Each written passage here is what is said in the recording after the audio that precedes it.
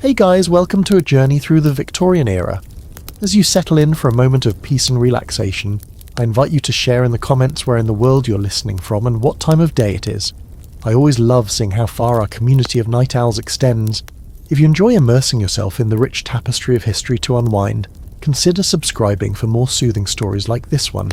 The Victorian era, spanning from 1837 to 1901 under the reign of Queen Victoria, is often remembered as a period of elegance, moral restraint, industrial progress, and strict social codes. The imagery most people conjure up includes candlelit parlours, polished wooden furniture, long trains of silk dresses, and ornate manners that governed every social interaction. Yet beneath this carefully arranged facade lay a world of unspoken discomforts, especially when it came to the daily realities of hygiene. For women, who were expected to embody ideals of purity and refinement, the struggle to maintain even basic cleanliness was a constant challenge. To understand Victorian women's hygiene, one must first grasp the contradictions of the age. This was a time when science was making rapid strides. Bacteriology was being born, anaesthesia had just entered medical practice, and public health reforms were beginning to take shape. Yet it was also a time when superstition, rigid gender roles, and limited access to resources dictated how women cared for their bodies. The result was a world in which personal cleanliness was both deeply valued in theory and almost impossible to achieve in practice. The foundation of any hygienic practice is access to water, and in the Victorian household, water was both precious and problematic. Running water did not exist in most middle and lower class homes until the late 19th century. Instead, women relied on heavy buckets carried from pumps or wells, or in urban areas from communal taps. The sheer physical effort of fetching water shaped daily routines. For the wealthy, servants performed this task, filling basins and hip baths. For the poor, the burden fell on women themselves. Because of this difficulty, full-body bathing was rare. Most women resorted to what was politely called a sponge bath or strip wash, using a cloth to clean visible parts of the body, while the rest went unattended for days or even weeks. It was not uncommon for women to bathe fully only once a week, or in some households once a month. The concept of cleanliness was therefore more symbolic than practical. To appear neat, perfumed, and modestly dressed mattered more than actual bodily freshness. Soap, too, was a complication. Commercial soaps were often harsh and expensive, made from animal fats and strong alkalis. They were not intended for frequent use on delicate skin. Many women preferred simple rinses with water, or in some cases homemade concoctions of herbs and vinegar, which were thought to tone the skin and ward off illness. A woman's wardrobe also shaped her hygienic possibilities. The Victorian ideal of femininity demanded multiple layers of garments: chemises, petticoats, corsets, stockings, and gowns made of heavy fabrics like wool or silk. These layers not only restricted movement but also trapped heat and sweat. Washing clothes was an ordeal, since laundering involved boiling, scrubbing, and drying large pieces of fabric without the convenience of machines. As a result, undergarments were often worn repeatedly before being washed. Corsets, stiffened with whalebone or steel, were nearly impossible to launder at all. The result was a steady accumulation of odours and stains, which women masked with sachets of dried lavender, rose water, or for the wealthier classes, perfumes imported from France. Victorian society placed extraordinary emphasis on women's purity and modesty. Manuals of etiquette frequently instructed that a true lady was never to discuss bodily functions, illness, or discomfort. Hygiene was therefore a private matter, wrapped in secrecy and silence. At the same time, the Industrial Revolution was filling cities with smoke, soot, and sewage. London in particular became infamous for its foul air and polluted Thames. Women walking through these environments had little chance of staying clean in the literal sense. Hemlines dragged through mud and horse manure, gloves turned black with soot, and hair collected the smells of coal fires. Yet in polite company, a lady was expected to sit gracefully, exuding refinement, as if untouched by the filth around her. This gap between expectation and reality created a peculiar psychology. Cleanliness became less about health and more about the performance of cleanliness, the ability to present oneself as pure regardless of hidden realities. Medical understanding of hygiene was only beginning to develop. Germ theory was not widely accepted until the 1880s, meaning that for much of the Victorian period, people believed disease was spread by miasmas or bad air. Women were encouraged to air out their homes, carry scented handkerchiefs, and keep flowers in rooms, believing these practices warded off illness. Actual washing of the body was considered secondary, and sometimes even dangerous, since overexposure to water was thought to weaken the constitution. Doctors often advised moderation in bathing. Women were told that frequent washing might disturb their natural humours or cause hysteria, a diagnosis often given for a wide range of female complaints. This medical culture reinforced the idea that minimal washing was not only acceptable but actually beneficial. Thus, the Victorian woman lived in a paradoxical age. She was expected to embody ideals of purity, refinement, and moral superiority, yet the tools for true cleanliness were largely out of her reach. Limited water, cumbersome clothing, harsh soaps, and social silence around bodily needs created an environment where hygiene was improvised, symbolic, and sometimes dangerously inadequate. If water and clothing formed the backdrop of Victorian hygiene, hair and skin were the stage upon which daily struggles played out most visibly. For women, these were not merely features of the body but symbols of moral worth and social identity. To maintain them was to uphold the very essence of femininity, yet the methods available were often crude, laborious, and rooted more in appearance than in true cleanliness. In Victorian culture, hair was often described as a woman's crowning glory. Thick, glossy locks were celebrated in poetry, painted in portraits, and fetishized in both romantic and religious literature. To cut a woman's hair short was considered shocking, almost shameful, as long hair was linked with virtue, fertility, and even spiritual purity. Yet the practical reality of maintaining such hair was daunting. Shampoo as we know it today did not exist in common use until the very late 19th century. Instead, women washed their hair infrequently, often once every 2 to 4 weeks. Water alone was rarely used because it left the hair heavy and unmanageable. Instead, they relied on household mixtures such as vinegar rinses, herbal infusions of rosemary or chamomile, or even diluted beer, which was believed to add shine. To absorb oil and freshen the scalp between washings, women often dusted their hair with powders made from starch or orris root. These powders were combed through, helping to disguise dirt and grease while leaving behind a floral scent. The result was less true cleanliness than the illusion of freshness, a pattern that defined much of Victorian hygiene. Daily hair care revolved around brushing rather than washing. Etiquette manuals and women's magazines of the time advised a minimum of 100 strokes a night. The act was not only about detangling but also believed to stimulate circulation and distribute natural oils evenly along the hair shaft.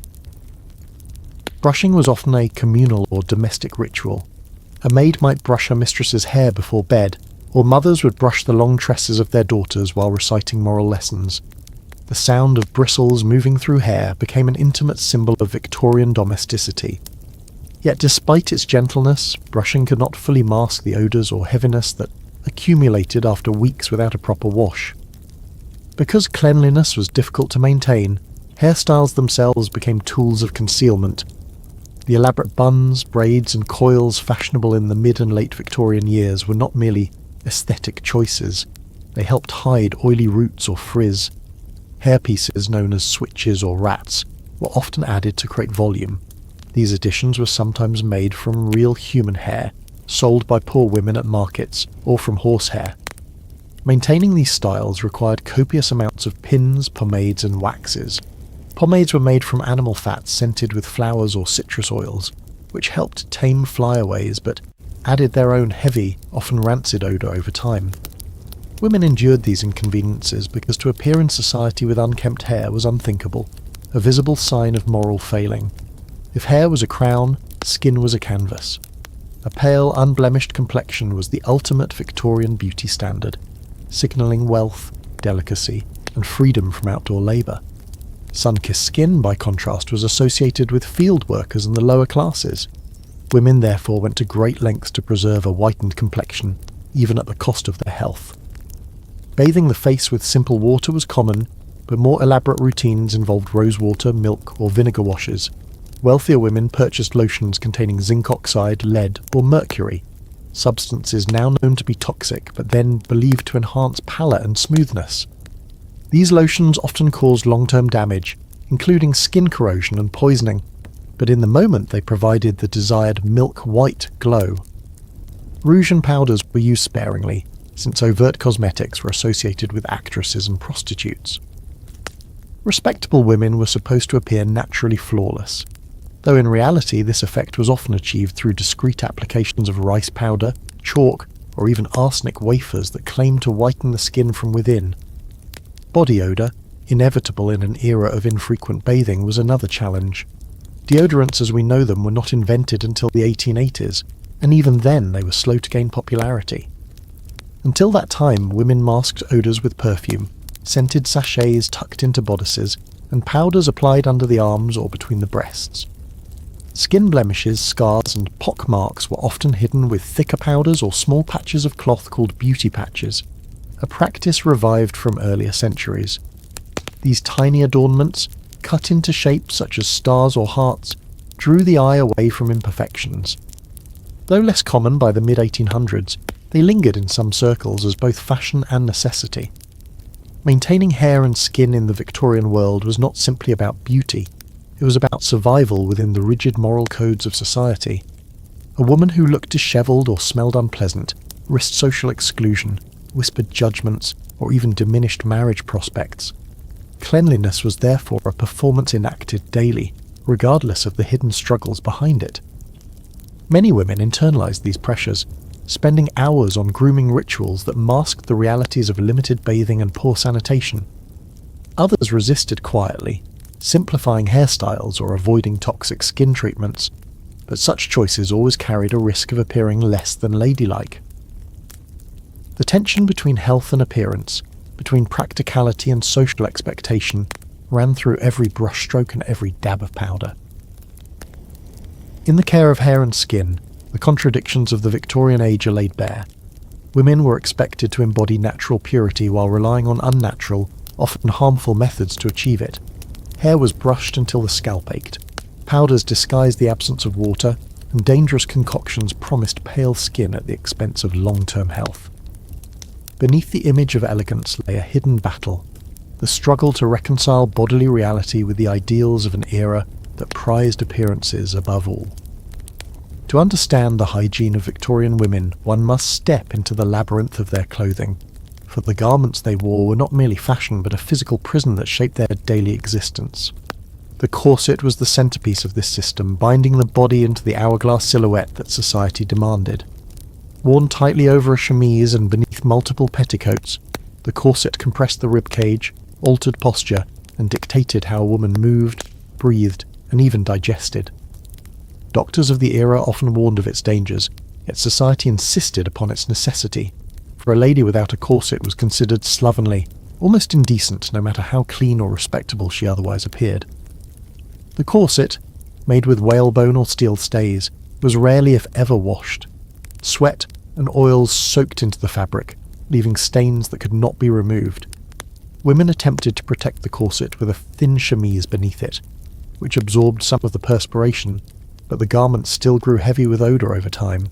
Wealthy women might own several corsets and rotate them, while poorer women often relied on a single one for years, mending it until it nearly fell apart. The smell, the chafing, the constriction, all were endured in silence because beauty and propriety outweighed comfort and health. Beneath the corset lay further complications. A proper Victorian outfit required layers: the chemise, drawers or pantalettes, a corset cover, sometimes a crinoline or bustle, several petticoats, stockings, and finally the gown itself. In winter, these layers multiplied. In summer, they became suffocating. Each garment trapped heat and sweat, and laundering them was a monumental task. Without modern washing machines or detergents, women boiled linens in cauldrons, scrubbed them by hand with harsh soap, and dried them in the open air. Heavy fabrics such as wool or velvet were almost impossible to clean thoroughly, and many dresses went months without washing, being merely brushed down or sponged on the surface. Undergarments bore the brunt of daily wear. Chemises and drawers absorbed perspiration and were expected to be washed more frequently, though even this was often once a week at most. The laundry process was laborious and time-consuming, and in poorer households, women had neither the time nor the resources to maintain a truly clean wardrobe. The result was that most women lived in a constant negotiation with their clothing, layering to appear proper, masking odours with sachets or perfumes, and praying that no one would notice the hidden stains or smells beneath the lace and silk. The structure of clothing also affected women's health. Tight lacing of corsets compressed the lungs and stomach, causing shallow breathing, fainting spells, and digestive troubles. Doctors recorded cases of displaced organs, weakened abdominal muscles, and even deformities of the rib cage. Yet many physicians themselves endorsed corsetry, believing that it supported the spine or cultivated feminine delicacy. Women were told that to loosen their corsets was to risk appearing vulgar, and so the practice continued despite growing evidence of harm. Clothing also shaped social identity. The number of layers, the quality of fabric, and the cut of a gown signalled wealth and respectability. A poor woman's single faded dress told of her hardship, while a wealthy lady's elaborate ensemble proclaimed her status. Yet both rich and poor shared the burdens of restricted movement and the constant awareness of their bodies as objects to be displayed rather than lived in. Hygiene became secondary to presentation, and the corset was the most visible symbol of this trade-off. Even the process of dressing was a reminder of dependence. Many corsets laced in the back, requiring assistance from a maid, sister, or mother. To be fully dressed was to acknowledge reliance on others, reinforcing the Victorian ideal of female passivity and male or servant support. For working-class women without help, front-lacing corsets or looser stays were used, but these were seen as inferior, another marker of social distinction. The effort to maintain clothing intersected with the effort to maintain health in complicated ways. Because laundering was so grueling, many women owned only a small number of undergarments. Wearing the same chemise for days, sometimes weeks, was not unusual, and menstrual management added another layer of difficulty.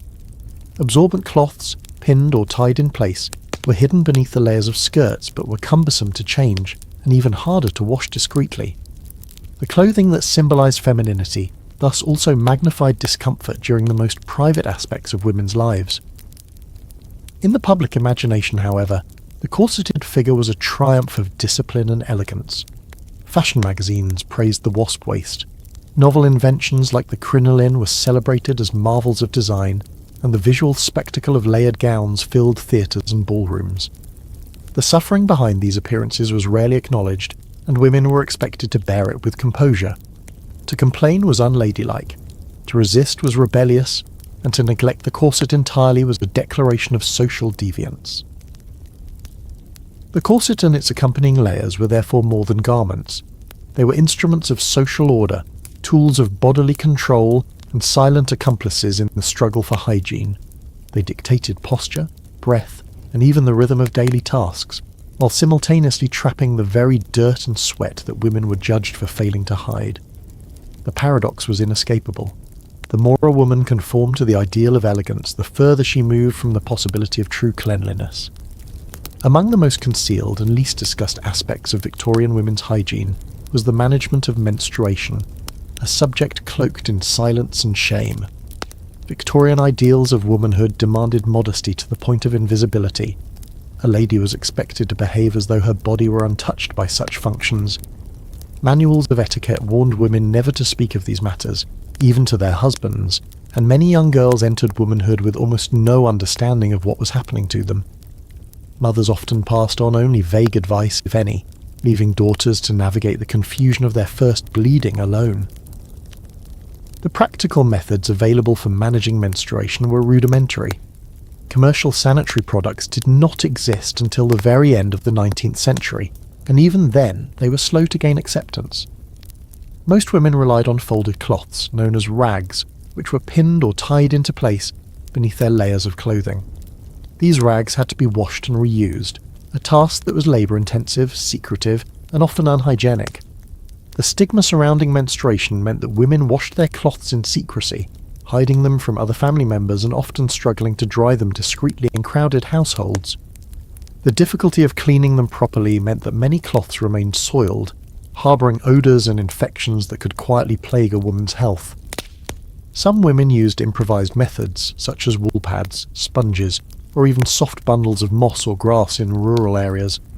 None of these were particularly effective, and leakage was a constant risk. The multiple layers of skirts offered some protection from public embarrassment, but they also made changing or adjusting menstrual cloths nearly impossible during the day. A woman attending church, a social visit, or even working in a factory had little choice but to endure hours of discomfort, with no chance of relief until she returned home. Medical advice on menstruation was inconsistent and often harmful. Many doctors insisted that women must rest completely during their monthly periods, reinforcing the stereotype of female fragility. Middle and upper-class women sometimes retreated to their rooms for days, excused from household duties. Working-class women, however, had no such luxury. They laboured in factories, workshops, or domestic service regardless of pain or heavy bleeding, forced to conceal their condition while maintaining the same standard of performance. For them, menstruation was another burden carried in silence, another reminder of how the female body was ignored in public discourse, but endlessly judged in private. The physical discomfort was compounded by the moral stigma attached to menstrual blood. It was widely seen as unclean, even dangerous. Folklore claimed that milk would sour if handled by a menstruating woman, that plants would wither, and that men who came into contact with such women might fall ill. These superstitions, though slowly eroding in educated circles, still shaped attitudes. A menstruating woman was often expected to withdraw from certain activities, to avoid cooking or socializing lest she contaminate those around her. The result was a powerful sense of isolation that followed women each month. Bodily care extended beyond menstruation into other intimate areas of hygiene, which were equally neglected. Soap and water were rarely applied to the genitals, as medical opinion of the time discouraged excessive washing.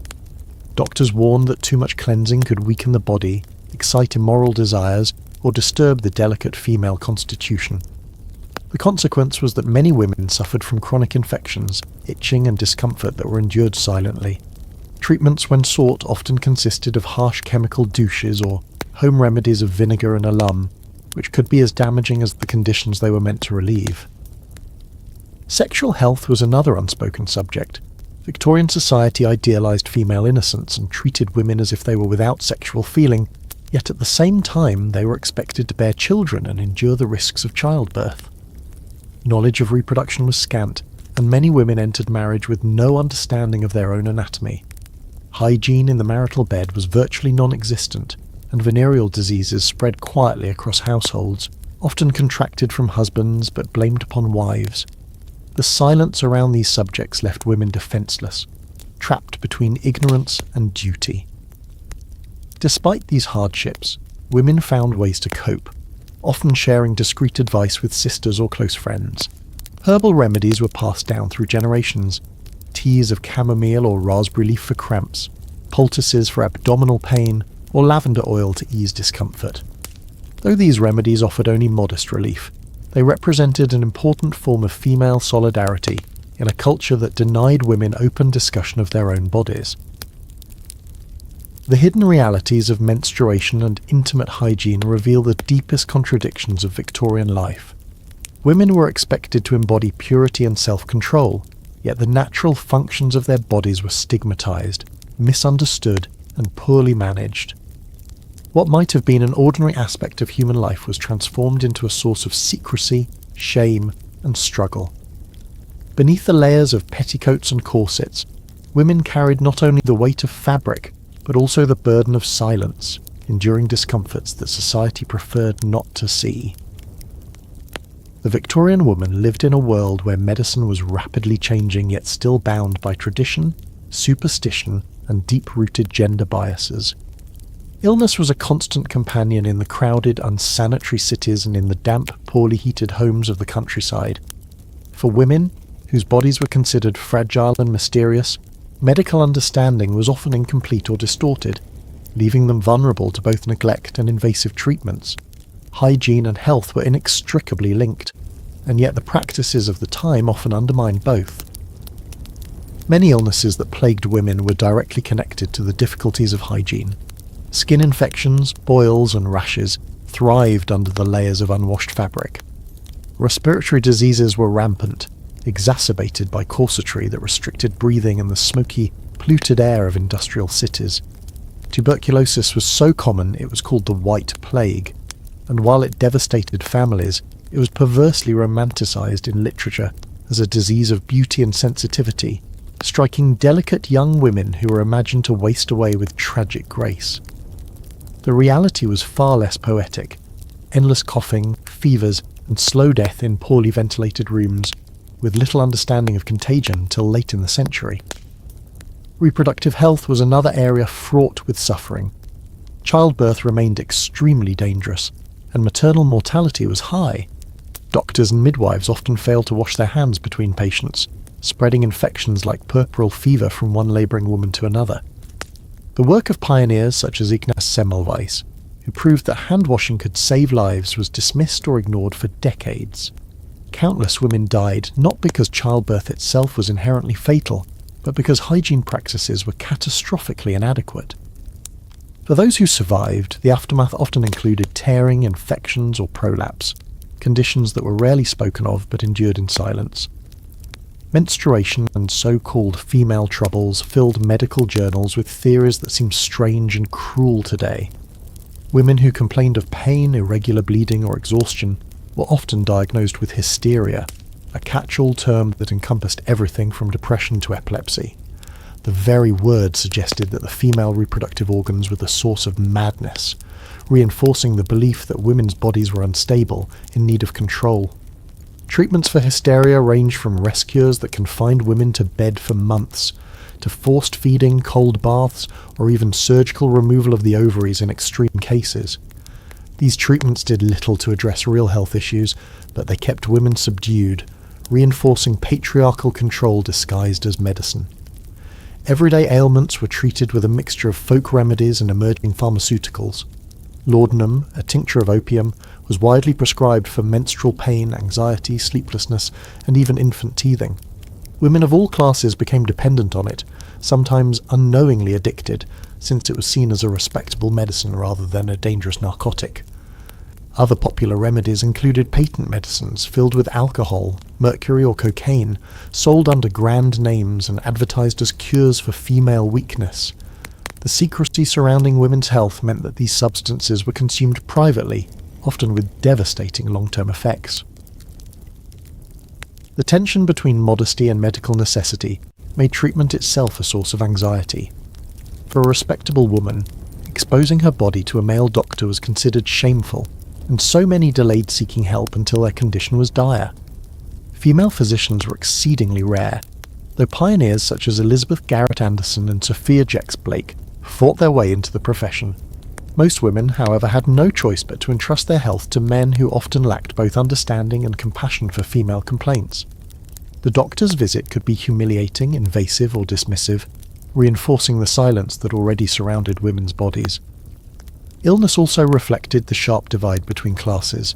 Wealthy women might retreat to country estates, attended by private doctors and nurses, while poor women languished in crowded tenements or overworked themselves to exhaustion. Hospitals, where they existed, were feared as places of death rather than healing, rife with infection and neglect. Charitable institutions sometimes offered care, but conditions were harsh, and women were expected to show gratitude no matter the indignities they endured. The double burden of poverty and womanhood meant that the most vulnerable were also the least protected. Despite all these hardships, there were glimmers of progress. By the 1870s and 1880s, the germ theory of disease began to reshape public health, leading to improvements in sanitation, vaccination, and hospital practices. Campaigns for clean water and proper sewage systems gained momentum, slowly reducing the spread of cholera and typhoid. Women themselves, through philanthropic societies and nursing, played a vital role in pushing for reform. Figures like Florence Nightingale revolutionized the image of nursing, transforming it from a disreputable trade into a respected profession that emphasized cleanliness, order, and compassion. Though change was slow, the seeds of modern hygiene and medicine were being planted, often watered by the suffering of those who came before. For the Victorian woman, illness and health were never simply private matters. They were shaped by societal expectations, medical ignorance, and the ever-present constraints of clothing, modesty, and silence. A cough might be seen as poetic, fainting as delicate, and weakness as feminine, but behind the facade lay real bodies struggling with infection, pain, and exhaustion. Medicine promised help but often delivered misunderstanding, and hygiene, though preached as a virtue, was undermined by the very structures of daily life. In this tension between ideals and realities, women endured, surviving in a world that rarely acknowledged their suffering yet depended on their silent resilience.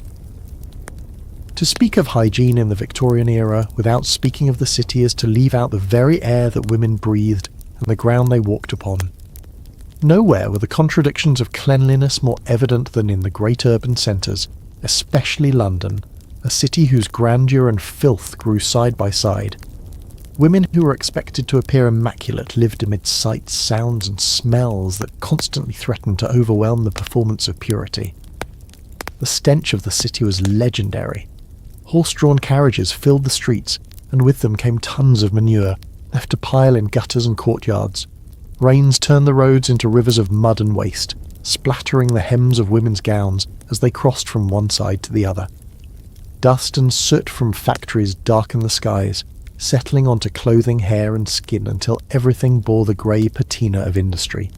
Chimneys belched coal smoke that hung heavy in the air, seeping into fabric so thoroughly that women carried the smell of smoke even in parlours lit by chandeliers. The greatest offender, however, was human waste. London's population exploded during the 19th century, and its sewage system lagged far behind. In poorer neighbourhoods, cesspools and privies overflowed, their contents leaking into basements and alleys.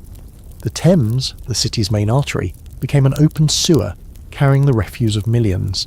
By the 1850s, its waters were so foul that even Parliament could not ignore the smell.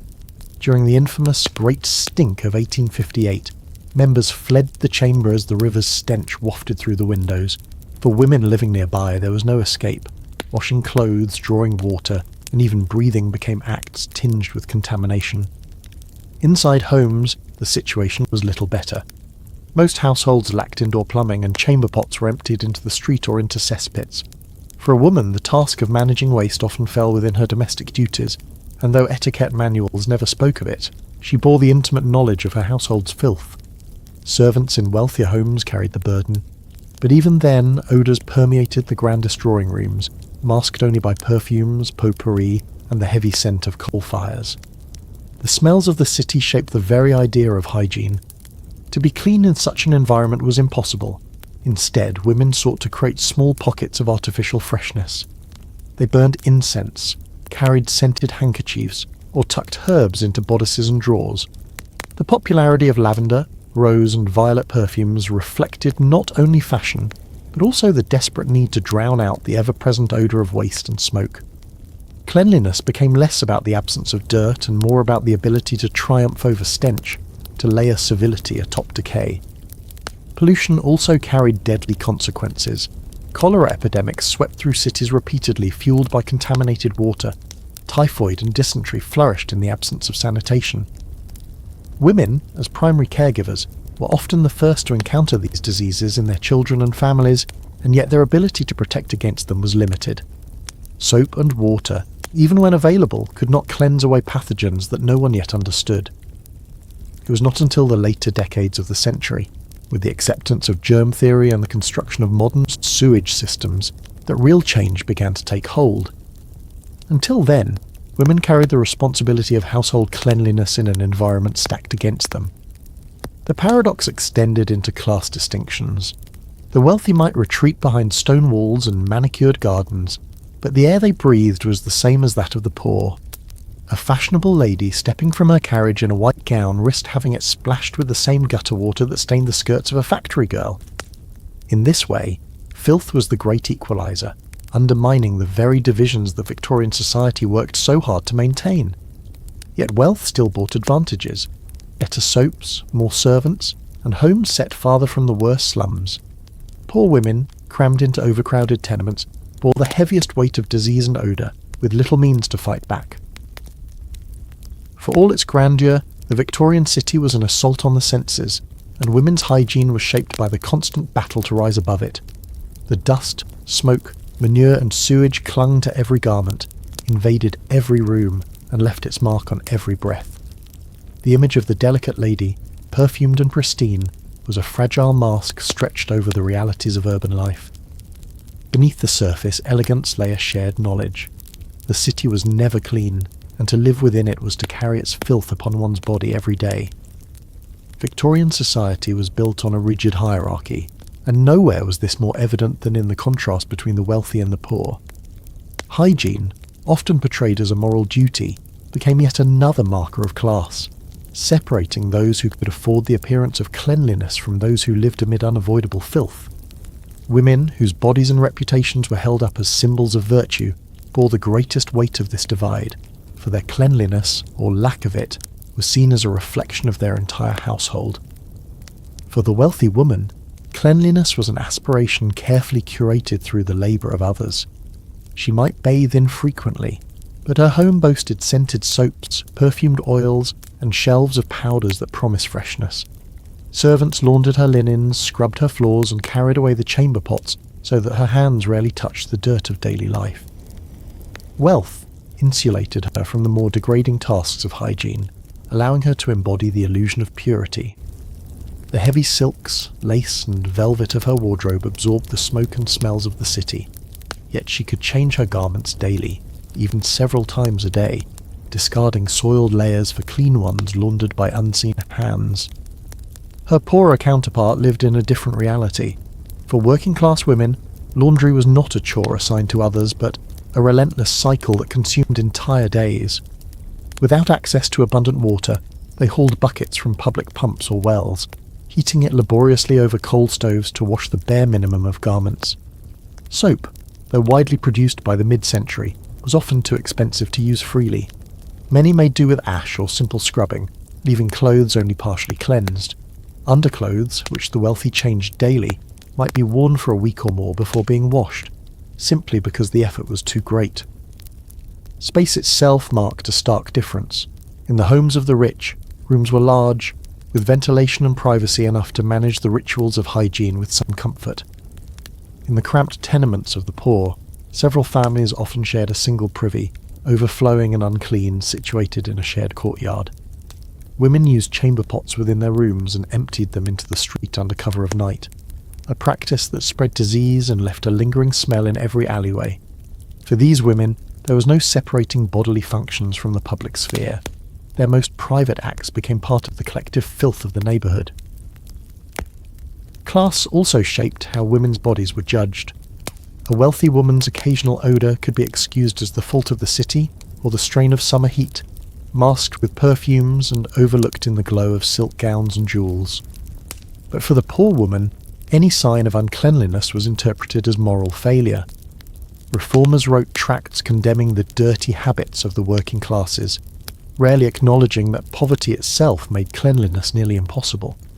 Soap, water, and privacy were luxuries, not failings, but society's judgment was harsh, placing the burden of morality on women who had the least power to conform. Children amplified these inequalities. A wealthy mother might employ a nursemaid to wash and dress her infants, ensuring they appeared spotless, while the poor mother juggled factory work, housework, and childcare with little time to scrub away the dirt that clung to her children's hands and faces. Disease followed these patterns, with infant mortality devastating poor communities far more severely than wealthy ones. Hygiene became not only a marker of class, but also a determinant of survival, with cleanliness and health tied to resources beyond many families' reach. Even within the wealthy households, divisions of labour revealed hidden truths.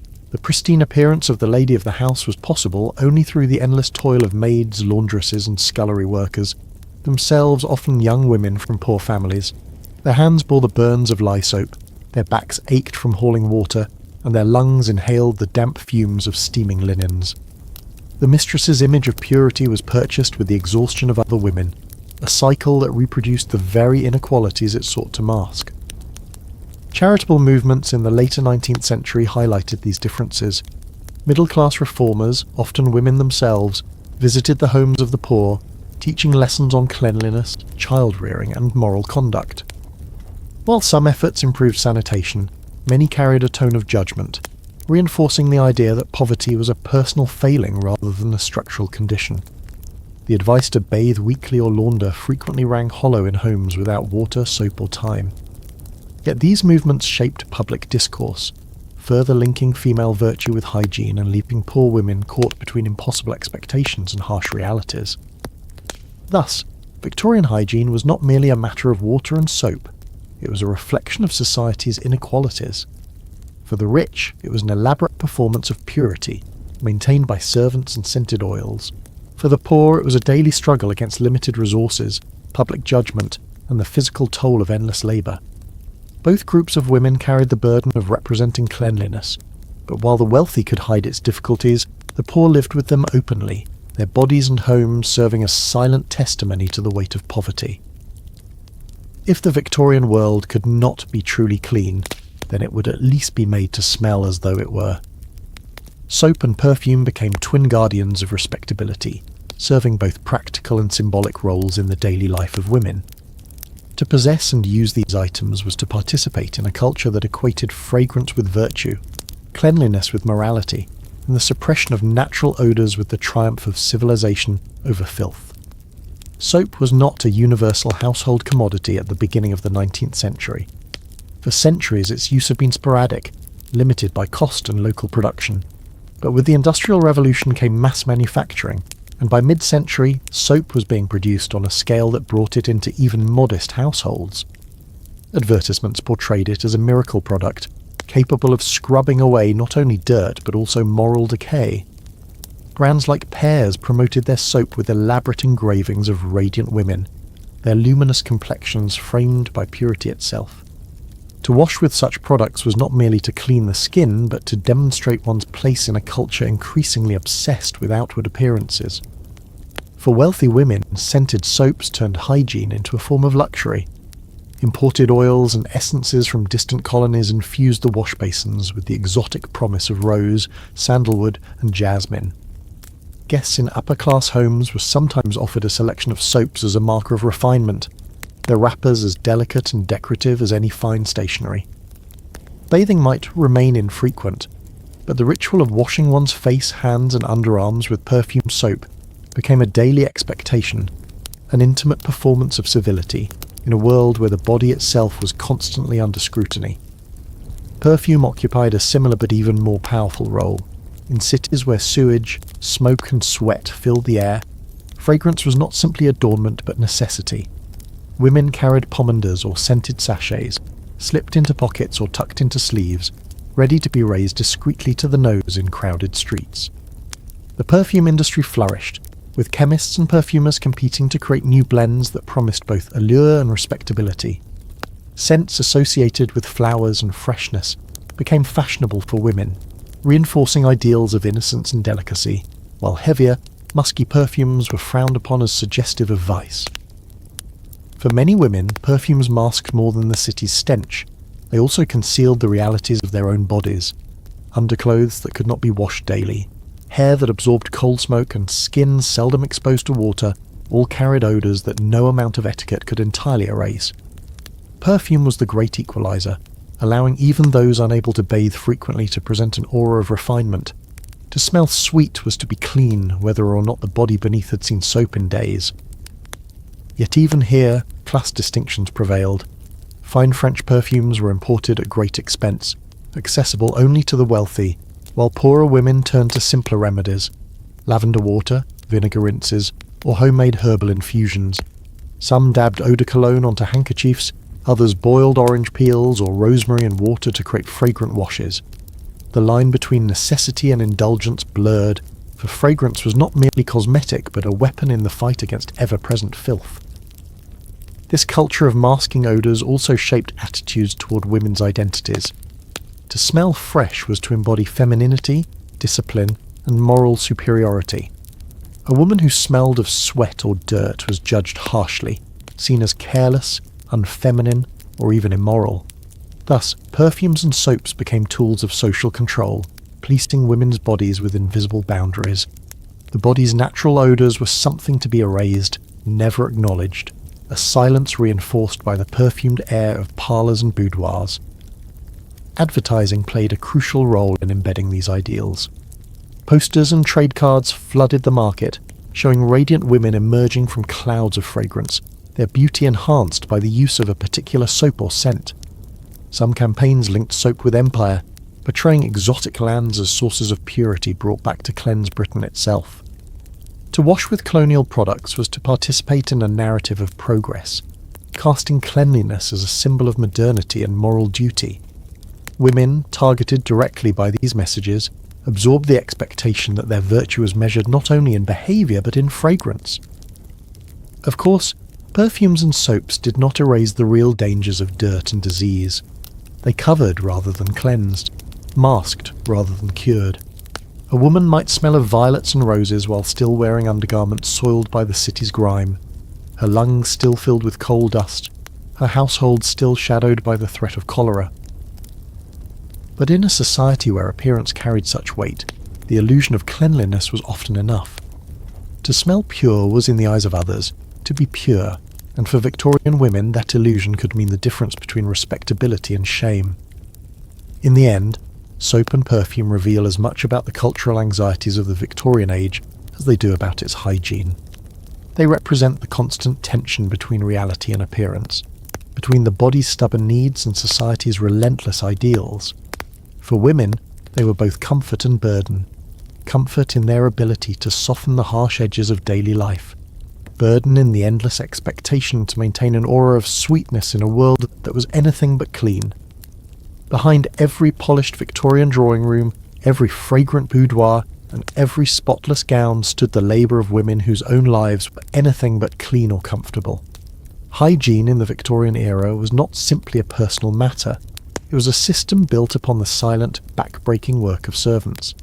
These women, maids, laundresses, scullery girls, bore the responsibility of maintaining the illusion of purity that their mistresses displayed to the world.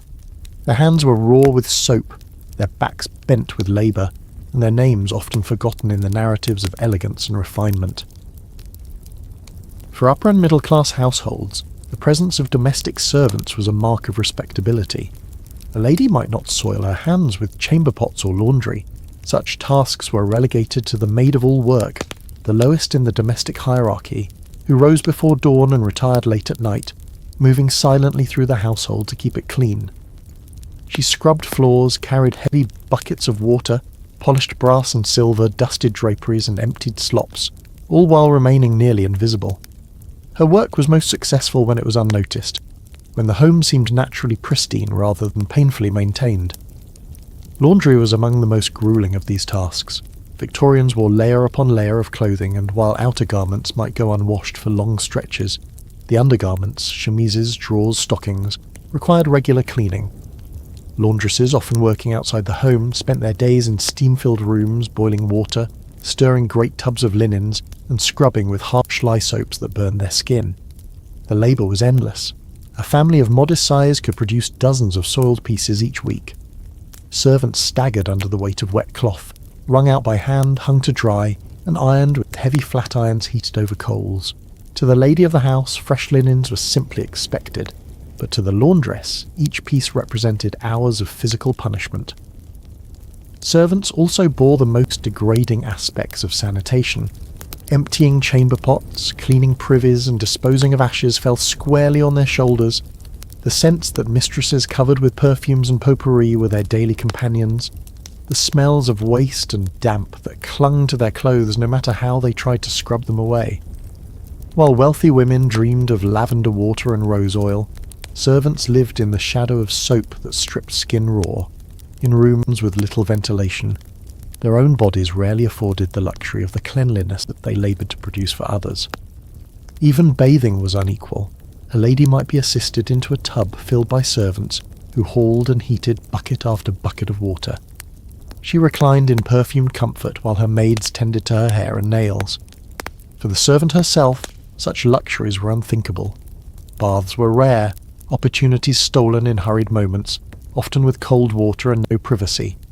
The ideal of feminine purity celebrated in society excluded those who worked hardest to sustain it, leaving them marked instead by the signs of toil, cracked hands, tired eyes, and clothes that smelled of labour. The position of servants revealed the gendered contradictions of the age. Women of the upper and middle classes were told that their virtue depended upon their appearance of cleanliness, but that appearance was possible only because other women absorbed the dirt, odours and indignities on their behalf. The servant's burden was both physical and symbolic. She carried away the filth so that her mistress could appear unsullied. She bore the smell so that others could seem fragrant. Yet society rarely acknowledged this transfer of labour. Instead, it cast servants as naturally suited to such work, their suffering invisible within the grand narrative of Victorian refinement. Still, servants developed their own forms of pride and resilience. Many took comfort in the order they imposed upon households, the quiet dignity of creating spaces that shone with polish and care. Others formed tight-knit communities, sharing remedies for sore hands or trading second-hand clothing discarded by employers.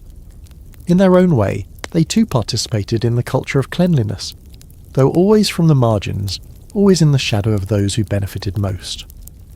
Thus, the story of Victorian hygiene is incomplete without the invisible hands that sustained it. The clean rooms, crisp linens, and fragrant bodies of the age were built upon the toil of women whose own lives bore little resemblance to the ideals they maintained.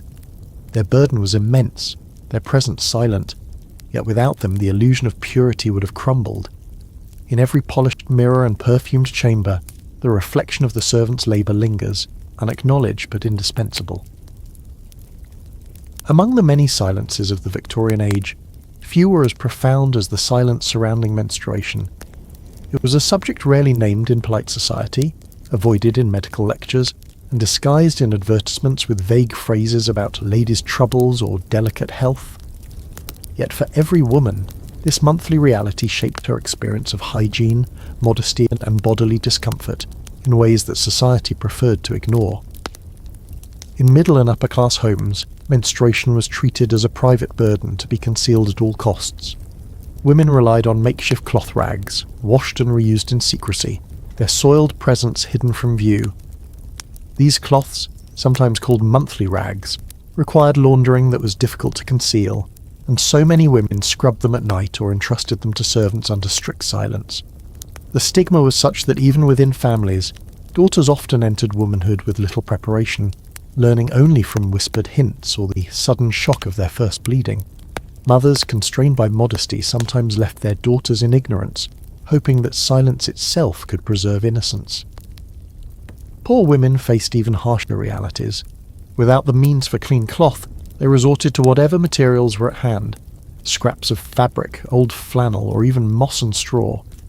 These makeshift protections were uncomfortable, unreliable, and difficult to keep clean. For women who worked in factories, domestic service, or fields, there was no respite during menstruation. They laboured on, managing as best they could, the risk of staining clothes ever present. The shame associated with such accidents was immense, reinforcing the belief that the female body was something unruly to be controlled and hidden. Medical literature of the time reflected both fascination and ignorance. Menstruation was often linked to weakness, fragility, or hysteria, seen as proof that women were biologically unfit for intellectual or physical exertion. Doctors advised rest, avoidance of study, and withdrawal from social life during the monthly cycle, reinforcing stereotypes of feminine delicacy. At the same time, any irregularity, pain, missed cycles, heavy bleeding was pathologized, sometimes leading to harsh treatments ranging from bloodletting to surgical intervention. Women who complained too loudly risked being labelled hysterical, their pain dismissed as imaginary. Hygiene during menstruation posed constant challenges. Washing cloths required privacy, water, and soap, all of which were limited, especially for working-class women. The smell of blood was something women feared others might detect, and perfumes or herbal rinses were used in an attempt to disguise it. The secrecy demanded by society transformed a natural function into a source of anxiety, shaping how women thought of their own bodies.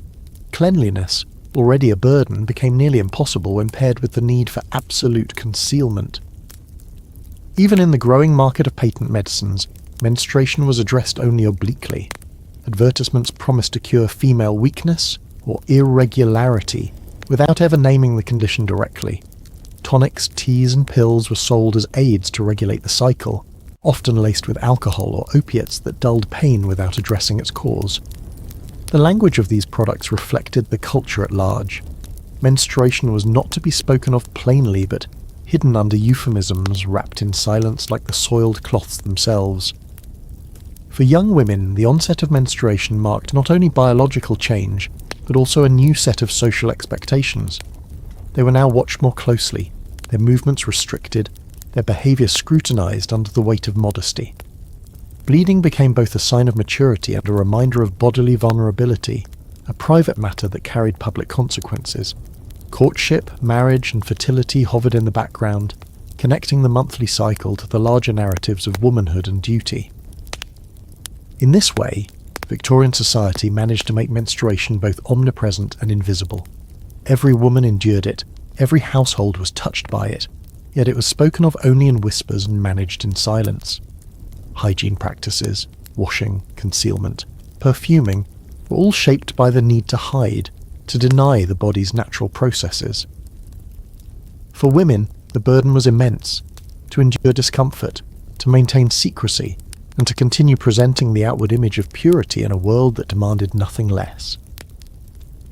Victorian society placed extraordinary value on the image of female purity, and nowhere was this more visible than in the rituals of courtship and marriage. A woman's body was at once her most carefully guarded possession and the subject of endless scrutiny. Hygiene and modesty became intertwined with morality, as if the care of her body were itself a testament to her virtue. In this way, private routines of cleanliness and concealment carried public consequences, shaping a woman's reputation, her marriage prospects, and her place in society. For young women of respectable families, courtship was conducted under the strict eye of chaperones. Every gesture, every word, every appearance in public was measured against the standard of purity. White dresses, delicate gloves, and freshly laundered linen underscored this ideal, signalling not only cleanliness but innocence. The body itself was never to be hinted at. Odours, stains, or signs of natural processes would have been unthinkable breaches of decorum. The silence surrounding menstruation, childbirth, and even bathing was part of a larger system that demanded that women appear untouched by the physical realities of life. Marriage, however, transformed these expectations into new burdens. The bride, often entering the marriage bed with little knowledge of her own body, was expected to fulfill the roles of wife and mother while maintaining the same aura of purity. Hygiene became more difficult, for the secrecy that surrounded menstruation and bodily functions clashed with the intimacy of married life. Many women wrote in private diaries of their discomfort, their sense of shame at being exposed, or their struggle to reconcile marital duty with ideals of modesty. The paradox was profound. A wife was expected to bear children, yet to remain symbolically untouched by the mess of physicality that motherhood entailed. The management of the marital home only reinforced these contradictions. A wife oversaw the cleanliness of her household, directing servants or, in poorer families, labouring herself to maintain the appearance of order. Her reputation was tied to the state of her home, just as her personal virtue was tied to the perceived purity of her body. Dust, stains, and odours were not merely nuisances, they were markers of moral failure. Visitors judged not only the furnishings, but the smell of the air, the whiteness of linens, the freshness of the tablecloths. Cleanliness became a social weapon, distinguishing the respectable wife from the careless or fallen woman. Sexuality itself was shaped by the language of hygiene and purity. Many women were taught that desire was improper, that their role was to endure rather than to seek pleasure. Doctors and moralists warned that excessive passion could harm a woman's health or lead to hysteria, framing restraint as a hygienic necessity. Meanwhile, anxieties about venereal disease haunted marriages, particularly in cases where husbands frequented prostitutes. Women bore the consequences of infections contracted in silence, suffering infertility, illness, or even death, while the language of purity continued to demand that they remain above suspicion. Among the working classes, marriage carried different but equally heavy burdens. Without servants, wives laboured constantly to keep families clothed, fed, and relatively clean. Laundry, cooking, and care of children filled every hour, leaving little time for personal hygiene. Yet even here, ideals of respectability seeped downward, with reformers urging working-class women to preserve modesty, manage cleanliness, and uphold virtue despite impossible circumstances. Respectable poverty was held up as a model, while any lapse in hygiene was judged as evidence of moral weakness. Courtship and marriage thus made hygiene not only a matter of health or comfort, but of social survival. To appear pure was to secure a husband. To remain pure in appearance was to maintain respectability within marriage. The irony was that women, caught in these expectations, were often denied the very knowledge and freedom that could have made their lives healthier and more manageable. Instead, silence and secrecy shaped their experience, while perfumes, soaps, and endless labour disguised the realities beneath. In the end, the politics of female purity reveal how hygiene functioned as a form of social control. Women were taught to see their bodies as fragile, shameful, or dangerous, requiring constant vigilance. Courtship rewarded the illusion of untouched purity. Marriage demanded its continuation, and the cycle of silence and concealment endured. Beneath the white gowns and perfumed gloves lay the human body in all its needs, but society insisted that it remain hidden, a secret known only to women themselves, whispered in private and borne with quiet endurance. Few aspects of Victorian womanhood reveal the contradictions of the age more sharply than childbirth and motherhood. While the era celebrated mothers as paragons of virtue and self-sacrifice, the physical realities of pregnancy, delivery, and infant care were cloaked in silence and often endured under appallingly unhygienic conditions. The cult of domesticity, which placed women at the centre of the moral life of the household, demanded that they appear endlessly devoted and pure, even as their bodies bore the most difficult and dangerous tasks of all. Pregnancy itself was a subject rarely spoken of in polite society.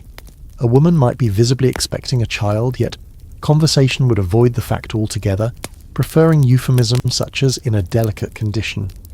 This silence left women ignorant and often unprepared, particularly among the middle and upper classes where open discussion of bodily functions was deemed improper. Many brides entered marriage without any real understanding of conception or birth, relying instead on whispered advice from mothers, sisters, or servants.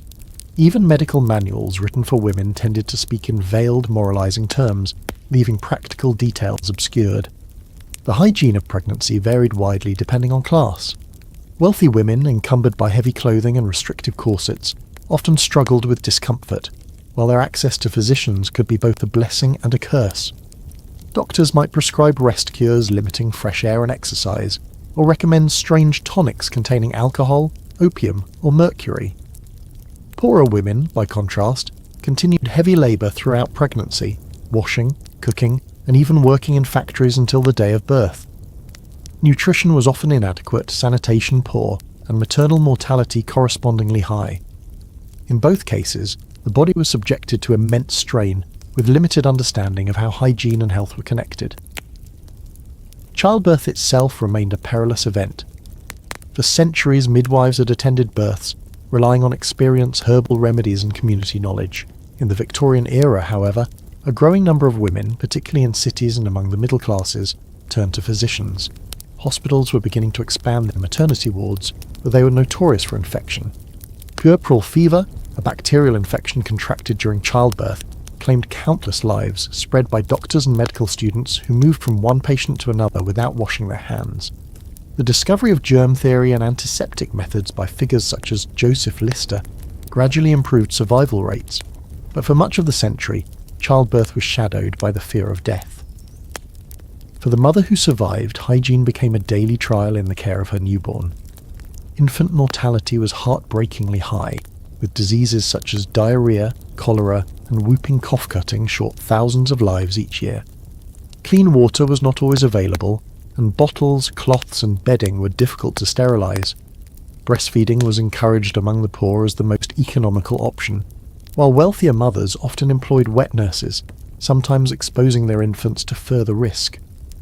Reformers eventually began to emphasize the importance of fresh air, clean clothing, and boiled feeding vessels. But change came slowly, resisted by tradition and ignorance alike.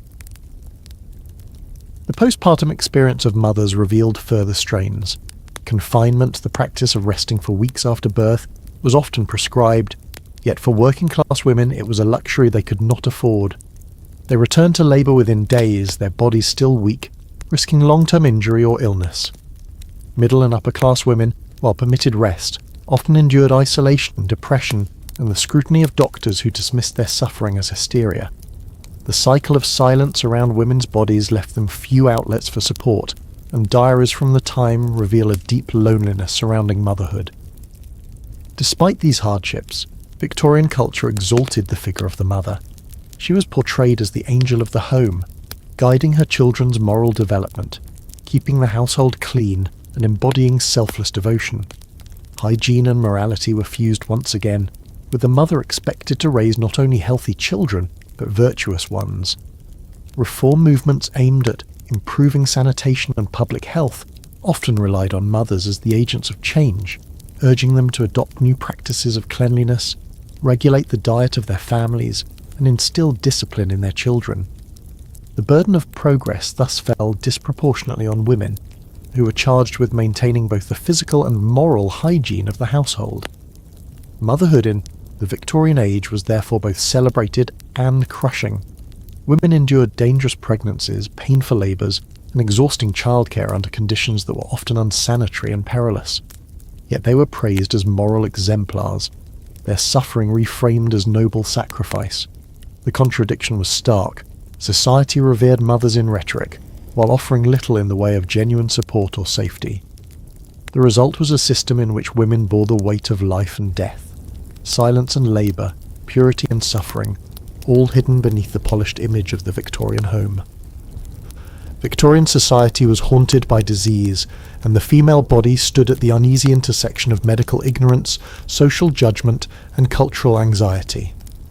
Illness was not simply a biological event, but a moral one, interpreted through the lenses of purity, propriety, and the expectations placed upon women.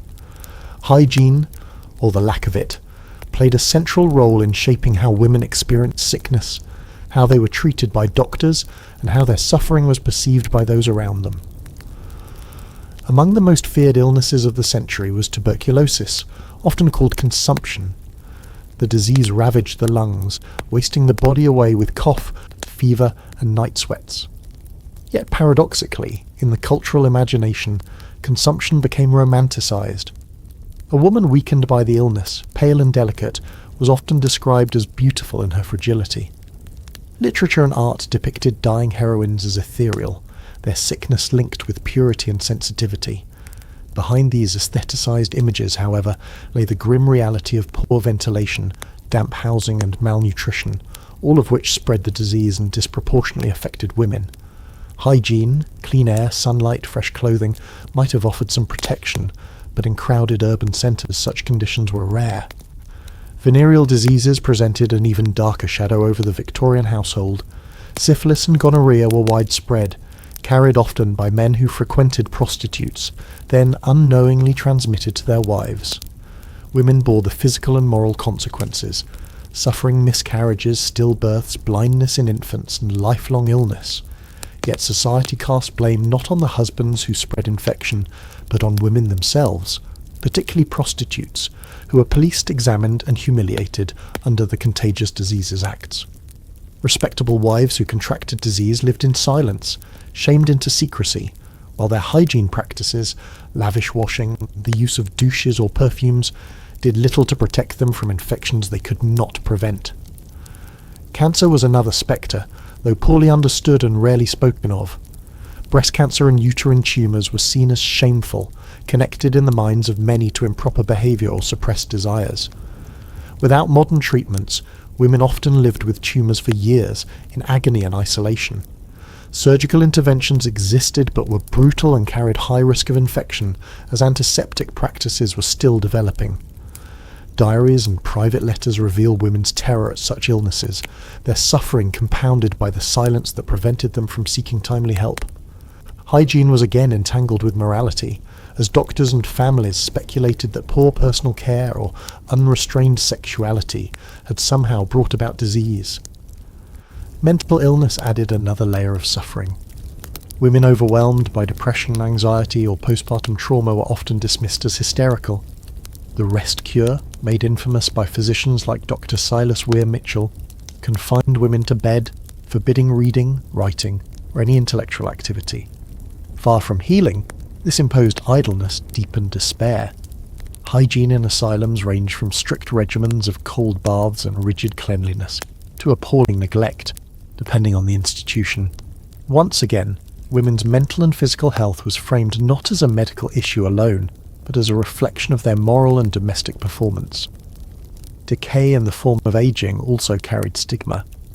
While men might grow distinguished with years, women's bodies were scrutinized for signs of decline. Wrinkles, thinning hair, and failing teeth were perceived as failures of care or reminders of mortality. Tooth powders, hair tonics, and skin creams promised to preserve youth, blending hygiene with vanity and desperation. Yet these concoctions often contained harmful chemicals, arsenic, lead, mercury, that quietly poisoned the very women who sought to maintain appearances. The fear of decay drove many to obsessive routines of cleansing and concealment, but nature's progress could not be halted. For working-class women, disease and decay were brutally practical concerns. Malnutrition, exhaustion, and exposure to filth made them especially vulnerable to infections and chronic illness. Few could afford doctors, relying instead on home remedies, herbal cures, or the advice of neighbours. Soap and clean water were luxuries. Lice, fleas, and bedbugs were common. The cycle of poverty and poor hygiene made recovery rare and suffering constant. Yet reformers often blamed these women for their plight, claiming their lack of cleanliness reflected laziness rather than systemic deprivation. In every case, disease revealed how the female body was seen not as an individual's possession, but as a symbol of moral order. A sick woman was pitied but also judged. Her hygiene, her habits, her purity all called into question.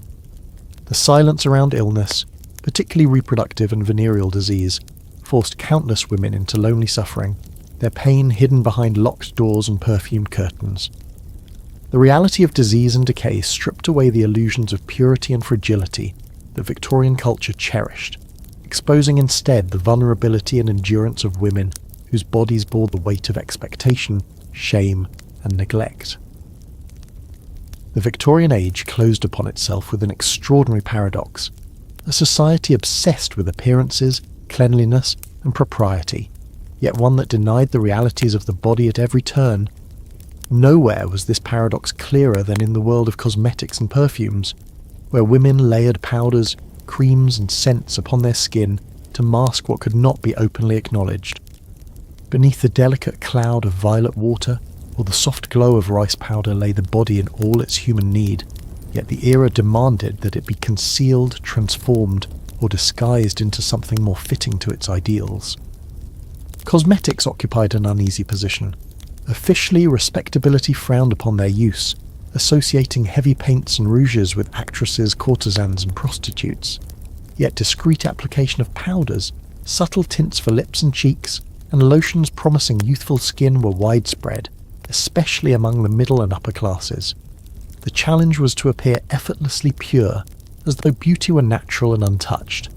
To achieve this illusion, women endured elaborate rituals of application, often in private, and bore the risks of dangerous ingredients. Lead-based powders, arsenic wafers marketed to improve the complexion, and mercury-laden creams slowly poisoned their users, leaving behind the very blemishes they sought to conceal. Perfumes and scented waters performed a similar act of disguise. The daily baths we take for granted were rare, and laundry was laborious. To overcome the lingering smells of sweat, smoke, and crowded streets, women relied on fragrances. Lavender sachets were tucked into drawers, rosewater dabbed behind ears, and cologne sprinkled onto handkerchiefs. Perfumed gloves, ribbons, and even fans surrounded women with an aura of refinement. These scents did more than mask odours. They projected social identity, signalling taste, status, and moral standing. A faint floral note suggested gentility, while stronger musks or exotic perfumes could invite suspicion.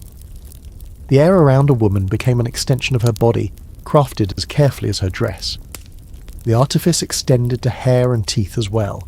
Elaborate hairstyles demanded pomades, powders, and oils to hold them in place, while false hairpieces added volume. For teeth, powders and pastes promised whiteness, though many were harsh abrasives or contained corrosive chemicals.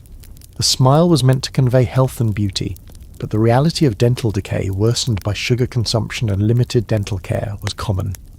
Again, appearances triumphed over truth. The illusion of freshness mattered more than the reality of hygiene. In this final picture of the Victorian woman, cosmetics and perfumes represented more than vanity. They symbolised the tension between what society demanded and what life actually provided. The body, with its odours, blemishes and changes, could never truly meet the impossible standards of purity and refinement. But through powders, scents and endless labour, women created a mask of cleanliness that satisfied the gaze of others, even if it came at personal cost. As the century turned and modern ideas of medicine, hygiene and women's rights began to gain strength, the fragile illusions of the Victorian household began to crumble. Yet the legacy remained, the endless pressure on women to conceal, to endure, and to appear as society required. Beneath the powder and perfume they had carried the weight of silence, of suffering and of resilience. And in that resilience lay the true story of their age, not in the polished surface, but in the hidden struggles that cosmetics and perfumes could never truly erase. The story of Victorian women's hygiene is, in truth, the story of their society itself. It was a world that proclaimed refinement, morality and order, yet beneath the polished surfaces lay daily struggles with dirt, disease, secrecy and shame. Women were burdened with impossible expectations, to appear pure and delicate, untouched by the realities of their own bodies, while simultaneously labouring to uphold the health, cleanliness and moral standing of their households. We have seen how the simplest matters, washing, clothing, menstruation, childbirth, were bound up with silence and control. Middle and upper-class women hid their routines behind perfumed gloves and starched linens, while working-class women battled poverty and filth with little more than soap and endurance. The female body itself was a paradox, glorified in poetry as pure, yet policed in law and medicine as dangerous, fragile or even corrupt. Illnesses were moralised, childbirth was perilous, and natural aging or decay was disguised with powders and perfumes that often harmed more than they helped. And yet, within this system of concealment, women endured. They carried on domestic routines, passed down whispered advice and developed their own strategies for survival in a society that demanded their silence. Their resilience, patience and quiet strength became the invisible foundation of Victorian life. It was women who bore children, nursed the sick, washed the clothes, scented the air, and maintained the illusion of purity on which the age prided itself. Looking back, the Victorian obsession with hygiene and purity reveals less about true cleanliness than about control, social, moral, and gendered. To study these practices is to uncover the lived experience of women whose daily existence was shaped by unspoken rules and hidden labour. Their story reminds us that history is not only written in grand events and public deeds, but also in the private struggles of ordinary lives. The mask of cleanliness that Victorian women wore was never perfect, nor could it be. But behind that mask lies a more enduring truth, the perseverance of women who navigated a world of contradictions, who carried forward the rhythms of life in conditions that often denied them comfort or dignity.